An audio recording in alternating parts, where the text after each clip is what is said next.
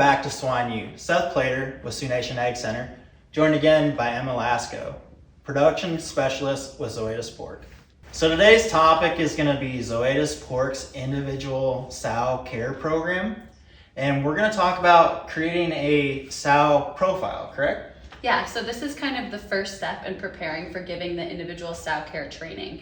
We'll use advice from production managers, veterinarians, and any farm staff to gather a sow farm profile. Gotcha.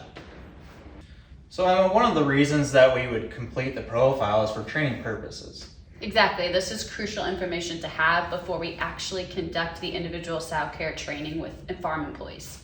So training is a key component of a successful operation, and getting that employee information is another key piece. So what would be the first question that we want to ask on a profile that we're building? First, we ask how many employees are currently on this farm. The number of employees helps us determine how we approach the structure of the training that's needed.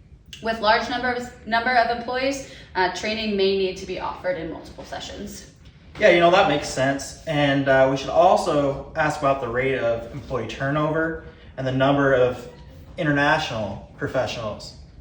That's another great question, as that will help us develop an appropriate new staff training and onboarding model, and also determine what language the training should be conducted in. Speaking about new employees, we should also ask about the process you use to train these new hires. Exactly. I cannot stress enough how important training new staff is to an operation. This is an opportunity to get employees started off on the right foot and follow all protocols and procedures. And it's important to communicate to them why these standards are implemented and what can happen if they're not followed. Yeah, I bet that's a great way to determine if current onboarding is lacking in any areas. Yes, this gives management an opportunity to expand components of training wherever they see needed. In the next step of the Sow Farm Profile, we're going to talk about what programs each farm has in place. Yeah, the two things we're going to look at are gilt intro and acclimation, as well as a vaccination program. At this point, we ask the producer to describe their gilt introduction and acclimation program, and we look for elements from this program that we can use in the future for onboarding or ongoing training. We also ask about the vaccination program, which Emma said is very important to cover.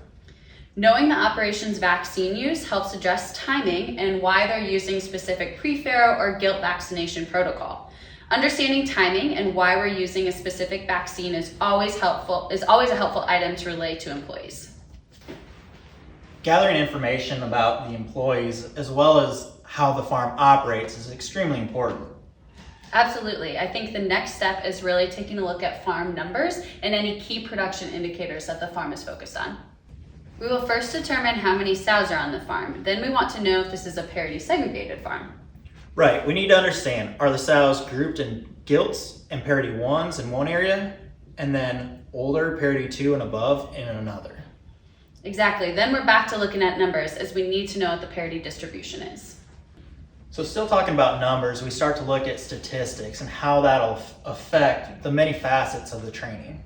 Yeah, these statistics can really help us decide what tools and tips to put into our trainings to help overall sow health and herd health. It's really important for us to never add more onto an employee's plate, but help them succeed with the tools in front of them, also by following the SOPs that are already in place on every farm. We need to ask about the farm's current sow mortality rate. Yes, knowing if that has increased or decreased lately can help us address any changes or inputs that may have affected that number. The other question we ask is approximately how many sows have been treated in the last 14 days. This gives us an idea of the treating practices that are already occurring on the farm. And then next we need to find out what injectable products were used. Next, we want to discuss any herd health challenges that this farm has experienced. Again, understanding what they've dealt with in the past to tweak those trainings to make sure that everybody understands the disease pressures and how to prevent them. The treatment protocols are the first thing we will ask about in this section of the profile. Like we've mentioned before, this is an opportunity for us to be sure we are relaying the correct SOP information when discussing with employees. Next, we will review what criteria is used for a caregiver to treat a sow or litter. We want to know things like at what point staff contacts a supervisor or a veterinarian. The final part of the treatment section of the profile has to do with treatment record keeping. We will determine how records are kept, as well as how the treated sow is identified. Zoetis has a barn checklist that will help identify and detect areas of opportunity. Right, and it can be very helpful to go through that checklist before you even go through your walkthrough and look at sows. Going down the checklist, we see if the barn or room temperature is correct and consistent. Next, we look for fresh air throughout the facility and determine if there are gas pockets or any ventilation failures. Then we make sure the ventilation is running correctly and check to see that the sows have access to water and feed.